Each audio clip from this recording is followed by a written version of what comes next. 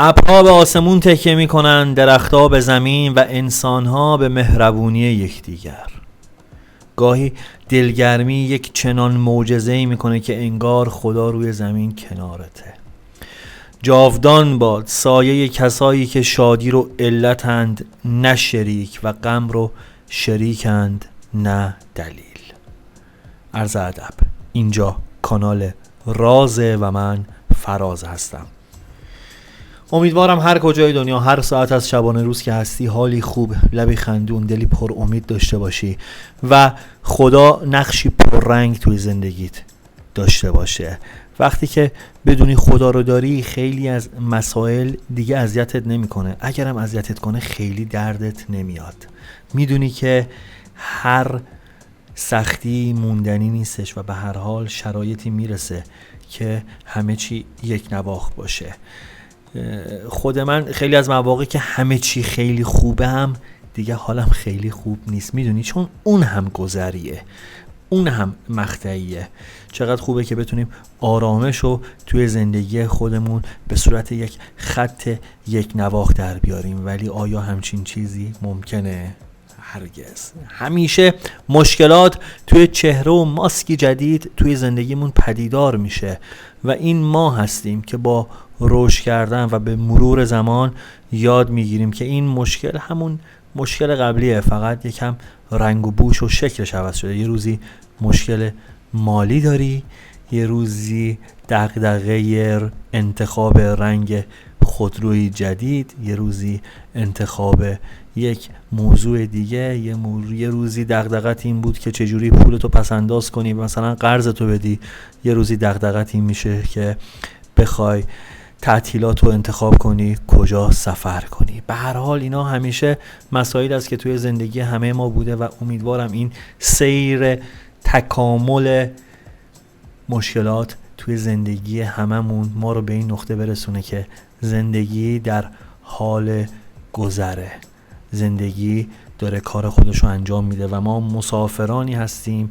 که قرار لذت ببریم، عشق بورزیم و حامل پیام امید برای دیگران باشیم، علی‌رغم تمام مشکلاتی که خودمون داریم، علی‌رغم تمام دغدغه هایی که داریم. و هیچ چیزی زیباتر و شیرین‌تر از این نیستش که یک کاری، یک فعالیتی رو انجام بدی و بدونی به یکی دیگه داری کمک میکنی، نه به خاطر این که کار خوبی کرده باشی، به خاطر این که حالت خوب باشه. زیاده گویی نمی کنم. اگر به تازگی وارد چنل شدی، من بر حسب ادب و وظیفه بهت خیر مقدم میگم و باید اینو بدونی که توی چنل راز من حافظ خوانی و انرژی خوانی انجام میدم و تمام تلاشم اینه که پیامی از دل کلام حافظ به گوشت برسونم که برات تازگی داشته باشه. کافیه که با تمرکز گوش و یکمی هم دل بدی. اگرم از رفقای قدیمی هستی که بازی و بلدی، الان چند ثانیه من سکوت میکنم تا تو رفیق جان این فرصت رو داشته باشی که نیت کنی. یعنی چی؟ یعنی تصور کنی، تمرکز کنی، تجسم کنی، تخیل کنی اون چه که در انتظار اتفاق افتادنش هستی.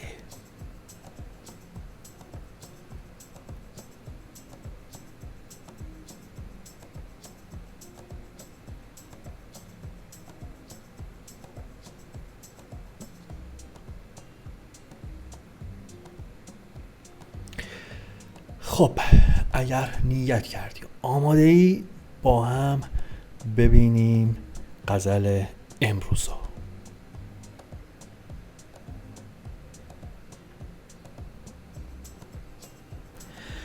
ای نور چشم من، سخنی هست گوش کن، چون ساغرت پر است و بنوشان و نوش کن.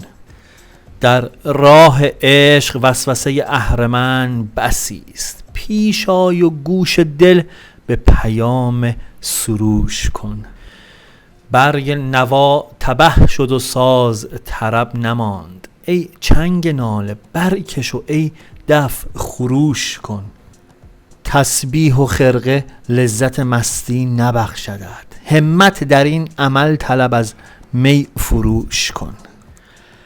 پیران سخن ز تجربه گویند، گفتمت هان ای پسر که پیر شوی پند گوش کن. بر هوشمند سلسله ننهاد دست عشق، خواهی که زلف یار کشی ترک هوش کن. با دوستان مضایقه در عمر و مال نیست، 100 جان فدای یار نصیحت نیوش کن. ساقی که جامت از می صافی تهی مباد، چشم عنایتی به من درد نوش کن. سرمست در قبای زرافشان چو بگذری، یک بوسه نذر حافظ پشمینه پوش کن. خب بریم با هم سراغ پیام و تعبیر و تفسیری که این 9 بیتی از لسان غیب حافظ شیرازی برای امروز من و تو داره. ببینیم چی دستگیرمون میشه.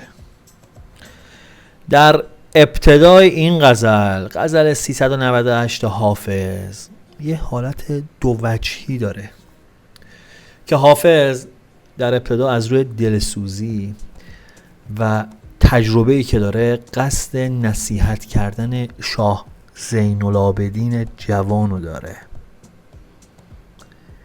و داره اونو پند و نصیحت میکنه و بهش میگه که تا موقعی که در جامی که در دست داری شراب هست، هم خودت بنوش هم به دیگری بده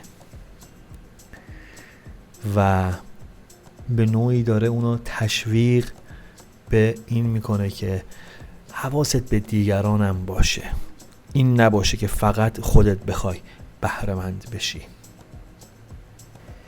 پیامو اینجوری تعبیر میکنم که میگه فردی دلسوز و با تجربه و البته خیرخواه توی زندگیت حضور داره که تمایل داره تجربیاتشو با تو به اشتراک بذاره. حالا این میتونه یکی از اعضای خانوادت باشه، یک دوستی باشه که به قول معروف چند تا پیرن از تو بیشتر پاره کرده و چقدر خوبه که تو باهاش همسو و هم فرکانس باشی. چیزی که خیلی مهمه اینه که با کسی که میخوای مشورت کنی یاد بگیر قبل از هر چیزی خوب بتونی گوش کنی. هنر گوش دادن. شنیدی میگن طرف سخنور خوبیه، خیلی خوب صحبت میکنه، فن بیانی خوبی داره. به همون اندازه که این به نظر من یک هنره، گوش کردن هم یک هنره. درست گوش کردن. خیلی از مواقع داری گوش میکنی یا ولی ذهنت مکالمات ذهنی باهات داره، انگار یه چیزی مثل رادیو هی داره صحبت میکنه. بعضیا رو دیدی مثلا داری باشون صحبت میکنی یا بحث میکنی، حالا هر چیزی، اجازه نمیده جمله تموم شه، میخواد فوری جواب تو بده. یا مثلا خود من اینجوری بودم، الان یکم کمتر. طرف مثلا داره یه انتقادی ازم میکنه فوری، یعنی ذهن من اصلا نمیذاره جملهش تموم شه. به خدا هی دارم فکر میکنم الان این جواب بهش بدم، اون جواب بدم. الان تازه یکم آگاه شدم، یکم خوب شدم. ولی گوش کردن هم یک هنره. پیام این قسمتش میخواد یه تکونی بهت بده، میخواد هولت بده یه دفعه، انگار یه ضربه بهت میزنه، مثل یه دفعه به خودت بشوکه بشی. میگه هی گاهی هوای نفس و شیطون بهت غلبه میکنه و باعث این میشه که از راه راست دور بشی. اشکال نداره، ایراد نداره، ولی بدون که تجربه رو تجربه کردن خطاست. به نظر من آدم اشتباه بکنه هیچ ایرادی نداره، ولی یه اشتباه رو یه بار تکرار کنه. تجربه رو تجربه کردن خطاست، نه اینکه بارها و بارها یک اشتباه رو تکرار کنی و منتظر یک نتیجه متفاوت باشی. این دیگه یکم دیگه بی‌انصافیه به نظر من. خب چون باید در صدد رفع اون نقص و اون مشکل بر بیای و میشه با کمک گرفتن این اتفاق رو رقم زد. اگر جزو اون دسته از افرادی هستی که نیت انجام کاری در سر داری، میتونه مهاجرت باشه، میتونه تغییر شغل باشه، میتونه تغییر نقطه جغرافیایی باشه، میتونه انجام یک کار، یک بیزینس، یک حرفه، یک فعالیت باشه، میگه هر کاری میخوای انجام بدی آقا مثبته. تکلیف معلوم شد. هر نیتی که در سر داری مثبته. فقط همت کن و اراده داشته باش. همت کردن خودش یک کلمه است ولی یک دنیا حرف پشتشه. همت کردن یعنی اینکه شهامت شروع کردن رو داشته باشی، نذاری فقط این در حد یک تصمیم بمونه. یادم خیلی وقت پیش یه جمله‌ای بود، خیلی دیگه حالا کلیشه‌ای شده، ولی از اونجایی که ما انسان‌ها یک موضوع رو با قصه یا ضرب المثل بهتر به ذهنمون میچسبه، اینو میگن. میگه که 5 تا پرنده روی شاخه درخت نشستن، 2 تاشون تصمیم میگیرن که بپرن. حالا چند تا پرنده رو شاخه مونده؟ همه مثلا میگن خب حالا 3 تا. میگه نه، اون 2 تا تصمیم گرفتن بپرن، هنوز که نپریده. اینم حکایت همون همت کردن است. میگه هر نیتی که در سر داری انجام بده، ولی هم همت داشته باش هم اراده. همت برای استارت زدنشه، اراده برای ثابت قدم بودنشه. چه بسا چه کارهایی رو که تو زندگیمون شروع کردیم و به پایان نرسوندیم، چقدر با خودمون کلنجار رفتیم، چقدر با خودمون مشکل داریم، چقدر پرونده های ناتموم داریم. هر نیتی که داری مثبت، هم همت کن هم اراده داشته باش. توی این مسیر از تجربه دیگران استفاده کن و سعی کن تا بتونی با دوستانی که یک رنگ و صادق هستن در ارتباط باشی، که هیچ چیزی بهتر از این نیست که دوستانی با خودت هم فرکانس و با هدفی مشترک داشته باشین. چرا؟ چون اون موقعی که تو خسته میشی اون حالت میده، موقعی که اون کم میاره تو بهش امید میدی. و چقدر خوبه که هر هدفی که در سر داری یک چند نفر هم هدف داشته باشی و چقدر خوش میگذره چنین برنامه هایی. تمام اینها رو گفت، یعنی همت رو گفت، اراده رو گفت، دوست رو گفت، مشورت کردن رو گفت، فقط و فقط برای این که هر هدفی که داری به هر حال مسائل اقتصادی هم درش دخیله دیگه. درسته ما خیلی از کارها رو انجام میدیم برای رضای خدا، کمک میکنیم، ولی خب مسائل مالی هم مهم و تاثیرگذاره. در این صورته که تمام اونها تبدیل به مال و ثروت میشه و بی‌نیازی برات میاره. تو مسیری که داری قدم میذاری چشم امیدت فقط به خدات باشه و به شکرانه نعماتی که خداوند بهت بخشیده تو هم یه گوشه چشمی به دیگران داشته باش. دست نیازمندی رو بگیر. قبلا هم گفتم کمک کردن به نیازمند این نیستش که پول از جیب در بیاری بهش بدی، باهاش هم صحبت شدنه، بهش امید دادنه، باهاش حس صمیمیت داشتنه که حس نکنه به خاطر نداشتن شرایط خوب مالی از تو و یا از اجتماع دوره و عقب افتاده. اون هم بدونه که میتونه شرایط خودشو عوض کنه. پیام بهت میگه که اگر نیتی داری خیره، مصر باش و به وسوسه های نفست اعتنا نکن. زندگی زیبا و آروم خودتو بیهوده تلخ نکن. با دیگران مشورت کن، در ارتباط باش و چیزی که خیلی به من و تو کمک میکنه اینه که کار امروز رو به فردا ننداز. یعنی تنبلی نکن،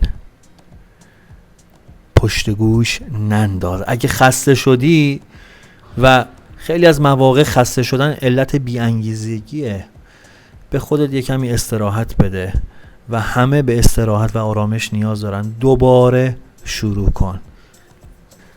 اگر فکر میکنی توی انجام کاری توی کارهای مختلف غرق شدی، چند تا کار داری با هم دیگه انجام میدی و گیج شدی. خیلی از مواقع ما آدمای تنبلی نیستیم، فقط گیج میشیم کدومو انجام بدیم، اولویت با کدومه. اینجور مواقع سعی کن تمام مسائل رو به اجزای کوچکتر تقسیم کنی، بعد یه فهرستی از اولویت‌ها تعیین کن و به ترتیب اونا رو انجام بده.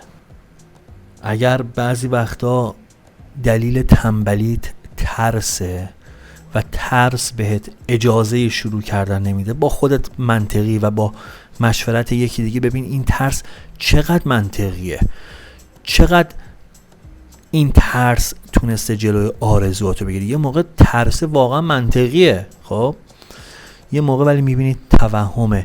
خیلی از مواقع من و تو چون منطقمون زودتر از احساسمون دست به کار نمیشه، احساسمون بالا پایین میکنه اولویت ها رو. اینجاست که از یکی دیگه کمک میگیریم. چرا؟ چون زمانی که من خودم میخوام برای خودم تصمیم بگیرم، به جز منطقم که 2 تا 4 تا میکنه، احساساتم هم دخیل میشه و اونجاست که بازدارنده میشه خیلی از مسائل. ولی زمانی که من موضوع با یک نفر دیگه در میون میذارم، اون فقط منطقی به موضوع من نگاه میکنه و منو به خودم میاره، میگه هو به چی داری فکر میکنی؟ این توهما چیه؟ این کار اصلی اینه که باید انجامش بدی. مغز هدف رو به هم نشون میده و این همون دلیل اینه که همیشه بهش داریم میگیم مشورت کن و از اصل مشورت کردن سعی کن توی زندگیت استفاده کنی.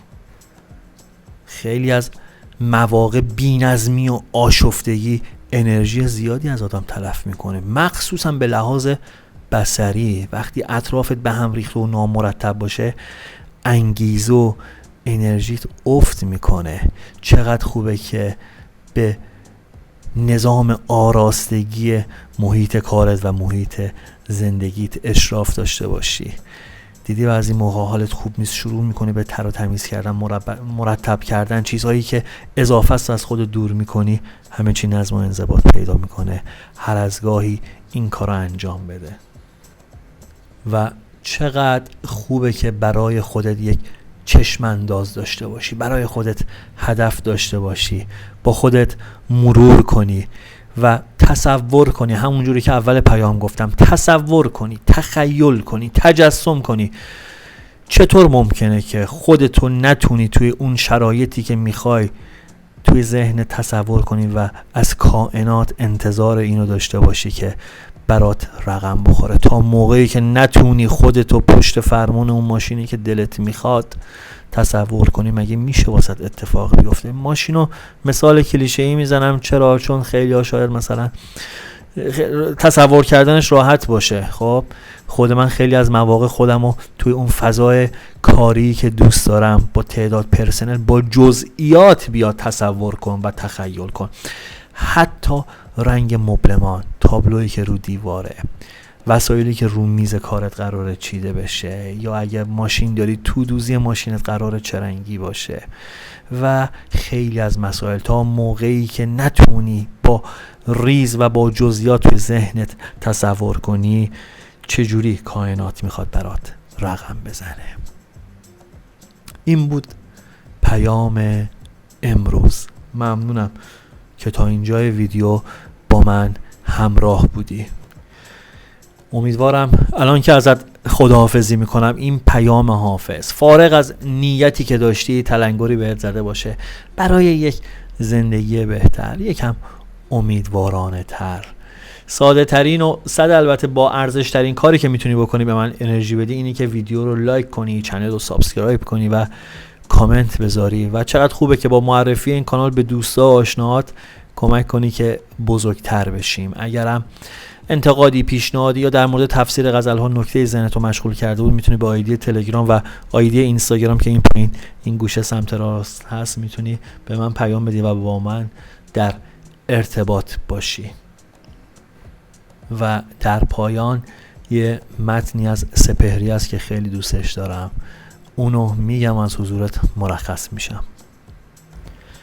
زندگی راز بزرگی است که در ما جاری است. زندگی فاصله اومدن و رفتن ماست. رود دنیا جاری است. زندگی آبتنی کردن در این رود است. زندگی وزن نگاهی است که در خاطره ها میماند. شاید این حسرت بیهوده که بر دلداری شعله گرمی امید تو را خواهد کشت.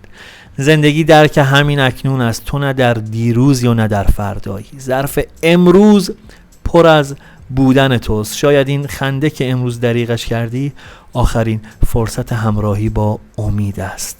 تو نه در دیروزی و نه در فردایی. ظرف امروز پر از بودن توست. پوینده باشی و پایدار.